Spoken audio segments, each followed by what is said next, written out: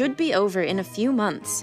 But even after this initial surge is over, there is a chance that the virus will persist in the population, coming back again and again. There is also a chance that the virus could act seasonally, recurring every winter.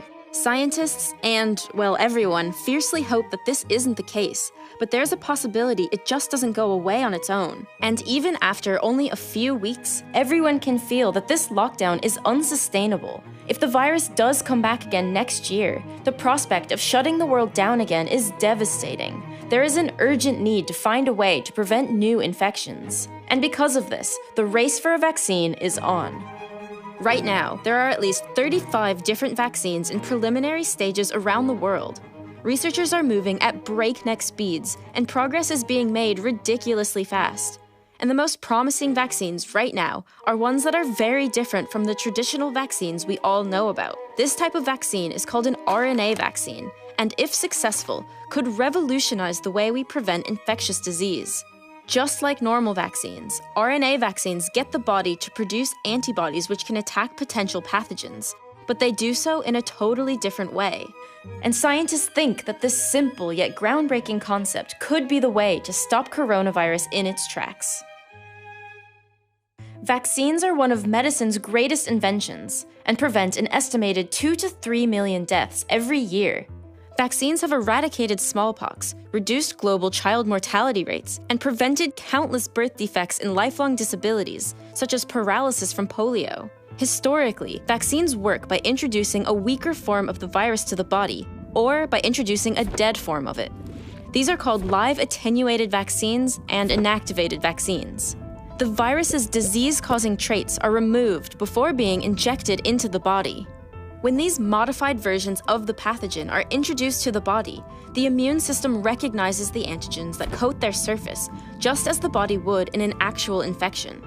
The immune system reacts to these antigens by making certain types of white blood cells, called T cells and B cells.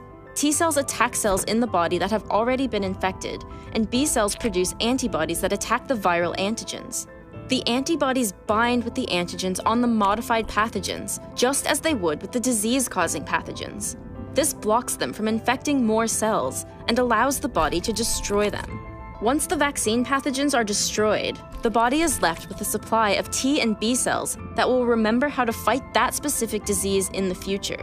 This type of vaccine can be very effective at preventing certain diseases, but the way they are manufactured means they are not always a great solution when a novel, sudden outbreak like the coronavirus happens, because making these vaccines often takes a huge amount of time and resources. The seasonal flu vaccine provides a good example as to why the process is cumbersome, because the key to making it is lots and lots of eggs. Egg-based vaccine manufacturing is used to make both the inactivated vaccine, the flu shot, and the live attenuated vaccine, the nasal spray vaccine. And they have been making them this way for the last 70 years. The process begins when the candidate flu virus is injected into fertilized chicken eggs. They are then incubated for several days to allow the viruses to replicate. For inactivated influenza vaccines, the viruses are then killed and the virus antigen is purified. For live attenuated vaccines, the process is even more involved. They have to be modified to no longer be infectious to humans, but remain similar enough to the original virus to produce an immune response. This is done by allowing the virus to mutate over time inside the chick cells. It slowly becomes more adapted to infect chicken cells, and less adapted to infect human cells. Then, when reintroduced to the body as a vaccine, the weakened virus multiplies less quickly in humans and gives the immune system time to mount an antibody response. But, as you can expect, this process takes a long time. Production can take months, an eternity when there is a deadly virus circulating the globe. Propagating the viruses in question is also expensive and requires a massive number of eggs. It takes about 1 egg to make 1 vaccine. Some of the coronavirus vaccine development projects are using these more traditional approaches, but others are using newer technology to try to circumvent these problems. One company, Moderna, is leading the charge in creating an mRNA vaccine that could be the first of its type approved for human use. And the vaccine, called mRNA 1273, could become the first coronavirus vaccine available to the public. The development of the vaccine began when the entire genome of the coronavirus was sequenced in January of this year and uploaded to a public database. Scientists then identified the sequence within the genome for a key protein on the surface of the virus called the spike protein as a good vaccine candidate. The spike protein is a surface protein that the coronavirus uses to bind to a human cell receptor, allowing it to gain entry into the cell. It is one of the major antigens of the coronavirus that the human body can make antibodies against. The nucleic acid sequence that codes for the spike protein in the virus was then encoded into an instruction molecule, a messenger RNA. The mRNA molecule can then be replicated many times and administered to patients directly as a vaccine. The mRNA then travels throughout the body and eventually instructs some immune cells, like macrophages or dendritic cells, to make copies of the spike protein. The spike protein antigen is then displayed on the cell surface of the immune cells that have taken up the mRNA. The presence of the spike protein lets the immune system think it has been infected by the coronavirus. Immune cells then learn about the spike protein and mount an immune response against it. The immune cells that develop then remain in the body and can protect the person if they ever come in contact with the actual coronavirus. This novel approach is promising because the virus itself doesn't have to be propagated to make a vaccine. This cuts out a time-consuming process and instead uses the human body, in a sense, to manufacture its own vaccine.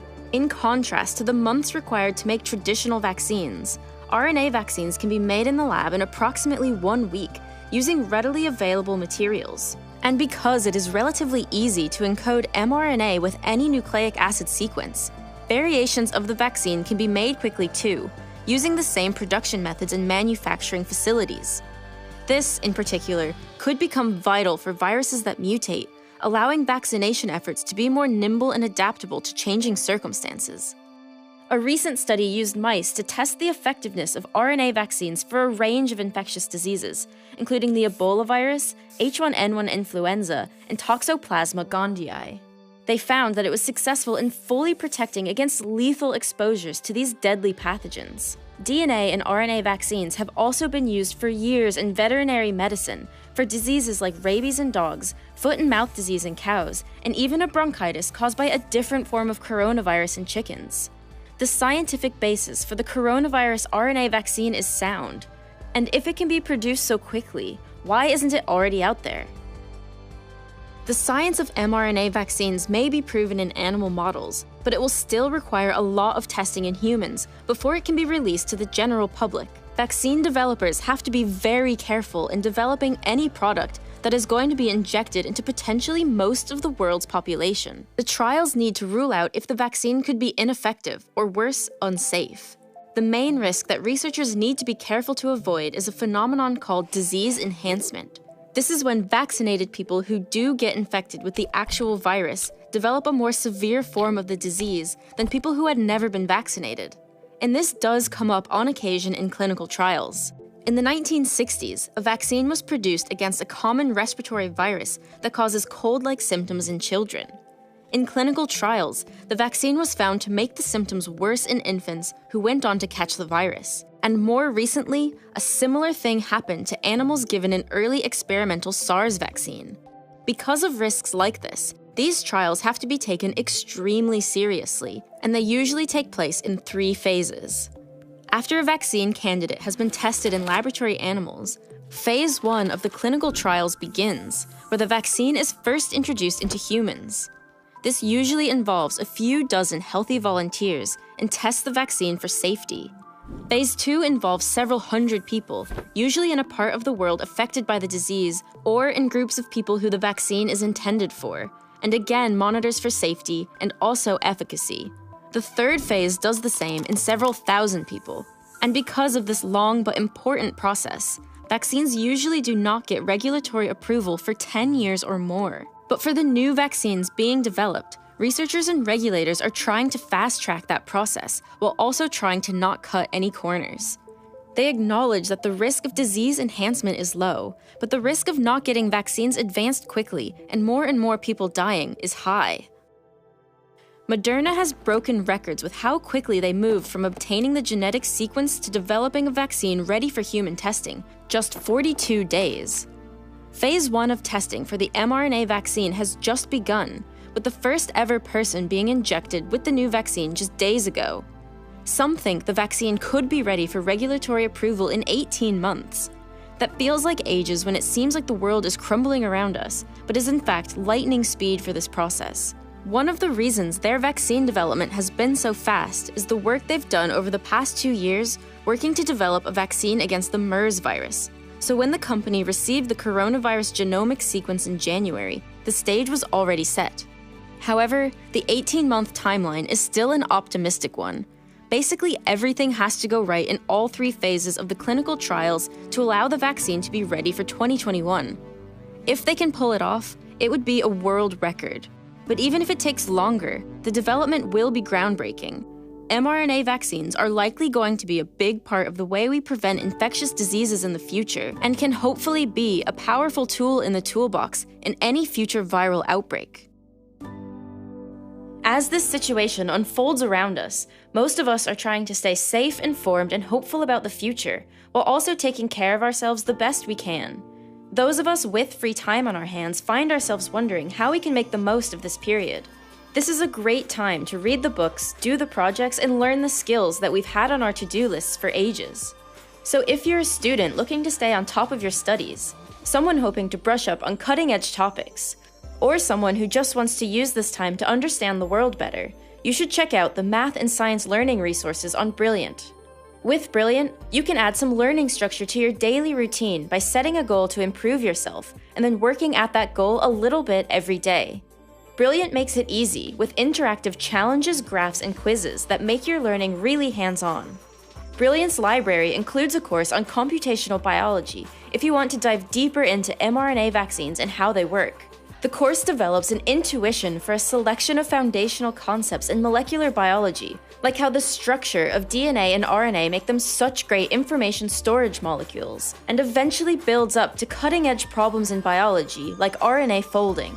So if you want to build your problem-solving skills, or just want to spend this era of free time doing something productive, then sign up for Brilliant Premium to learn something new. The interactive content is a really great way to learn, especially compared to passive lecture-style learning, and over time, you'll be amazed at what you've mastered.